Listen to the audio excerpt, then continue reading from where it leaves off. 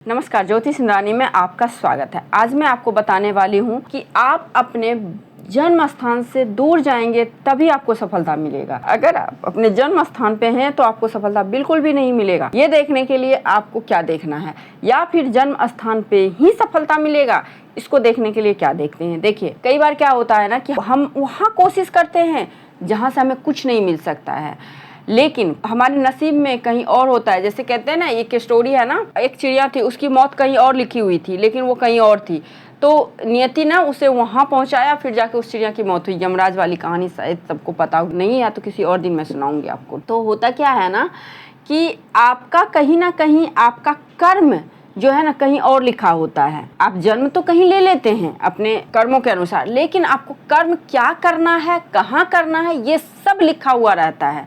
और यही चीज़ हथेली में होती है, यही चीज़ कुंडली में होती है, जिसे कि पढ़ा जाता है, वही चीज़ बताया जाता है। कहीं कोई जादू नहीं होता है, एस्ट्रोलॉजी, पामिस्ट्री वगैरह। तो हथेली में देख के आपको पता चल सकता है कि आप अपने जन्म स्थान पे कोशिश कर रहे हैं तो आपको सफलता मिलेगी, या जन्म स्थान से दूर आपको सफलता मिलेगी। जैसे कुंडली की अगर बात करें, जैसे लगन का संबंध हमारा 12th हाउस से बन रहा है, 8th हाउस से बन रहा है, 9th हाउस से बन रहा है, तो कहीं ना कहीं हमें बर्थ प्लेस से दूर जाना पड़ सकता है। और सारे क्राइटेरिया होते हैं, बट यहाँ पे हथेली में क्या होता है कि देखिए, हथेली में ना सबसे पहले जीवन रेखा की स्थिति हम देखते हैं। अगर जीवन रेखा आपको इस तरह से घेरे हुए, आपके शुक्र पर्वत को घेरे हुए मणिबंध तक जा रही हो, तो इसका मतलब है कि आप सही जगह पे हैं, अपने जन्म स्थान पे ही रहें, वहीं पे आपको सफलता मिलेगा, कहीं मत जाएं। अगर आपका लाइफ लाइन से कोई रेखा निकल के आपके चंद्रमा पे चला गया होगा, जिस एज में जा रहा है उस एज में आपको अपना घर छोड़ना है, अपना जन्म स्थान छोड़ना है आपको, चंद्रमा पे या केतु पे। केतु वाला क्या होता है ना कि ये लोग तो टाइम टू टाइम आते रहते हैं, लेकिन चंद्रमा वाला क्या होता है ना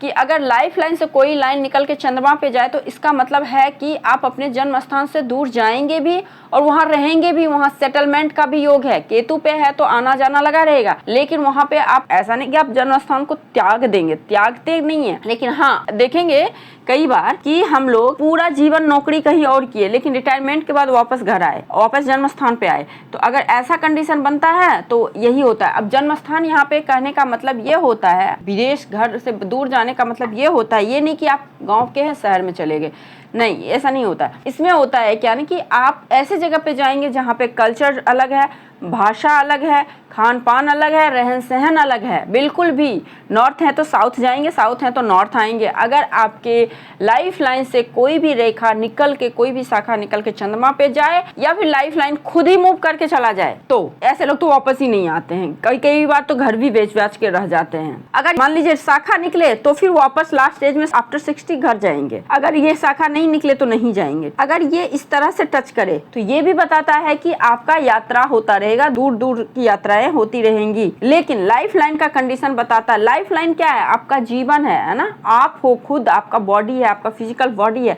कहाँ रहेगा ये बताएगा आपकी लाइफ लाइन। और माइंड लाइन की स्थिति को हमें देख के भी हमें पता चलता है। माइंड लाइन अगर सीधी है और थोड़ा सा चंद्रमा की ओर मूव है, या फिर कोई रेखा चंद्रमा से टच करे, तो ये भी अपने देश से दूर के योग को बता देता है। अब भाग्य रेखा अगर आपके मून माउंट से निकले, अगर भाग्य रेखा मून माउंट से निकलता है तो ऐसे जातक का भी कर्म, क्योंकि ये जो शनि है ना हमारा कर्म करवाता है, और कर्म कहाँ जा रहा है हमारा? मून पे जा रहा है। मून किस चीज का होता है? हमारे विदेश का होता है, समुद्र पार की चीजों का होता है। इसलिए इसको भाग्य रेखा भी बोलते हैं, और इसको धन रेखा भी बोलते हैं, और इसको कर्म रेखा भी बोलते हैं हम। यहाँ तक कि किसी का भाग्य रेखा नहीं है तो लाइफ में वो कोई ऐसा परमानेंट कर्म करेगा ही नहीं करेगा, तभी तो उसको बोलते हैं कि भाग्य नहीं है, प्रॉब्लम है, या फिर कोई भी कर्म करेगा उसमें सफलता नहीं मिलेगा। और जिसके हाथ में भाग्य रेखा है, निर्दोष होनी चाहिए, तो जो भी कर्म करेगा उसमें उसको सफलता मिलेगा बहुत अच्छे तरीके से। तो अगर ये भाग्य रेखा मून माउंट से निकला है तो ये जो कर्म करेंगे अपने जन्म स्थान से दूर जाके, तो वहां पे सफलता मिलेगा। अगर ये केतु के माउंट से या फिर जीवन रेखा से निकले तो इसका मतलब जो कर्म करेंगे अपने बर्थ प्लेस पे कर्म करेंगे, उस कर्म में इनको सफलता मिलेगा।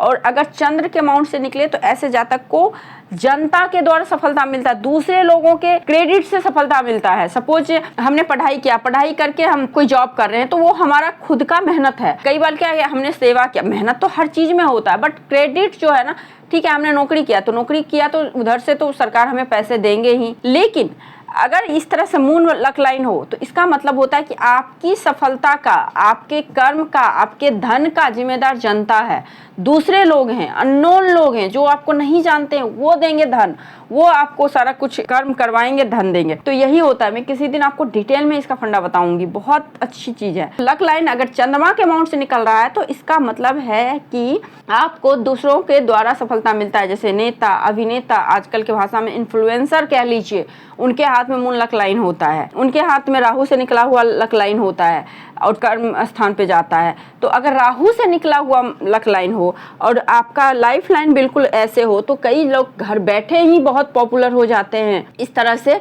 कुछ योग बनता है। तो आई होप आप लोगों को समझ में आया होगा कि अपने जन्म स्थान पे कर्म करना है, आपको जन्म स्थान से दूर कर्म करना है, किस प्रकार का कर्म करना है, सेल्फ मेड कर्म करना है या फिर ऐसा कर्म करना है जिसकी जिम्मेदारी सफलता की सामने वाले के हाथ में हो। तो आई होप आप लोगों को ये वीडियो अच्छी लगी होगी। यदि आपको ये वीडियो अच्छी लगी तो वीडियो को लाइक जरूर कीजिए, मेरे चैनल पर नए हैं तो सब्सक्राइब करिए, पुराने हैं तो शेयर करिए। आज के लिए बस इतना ही, नमस्कार।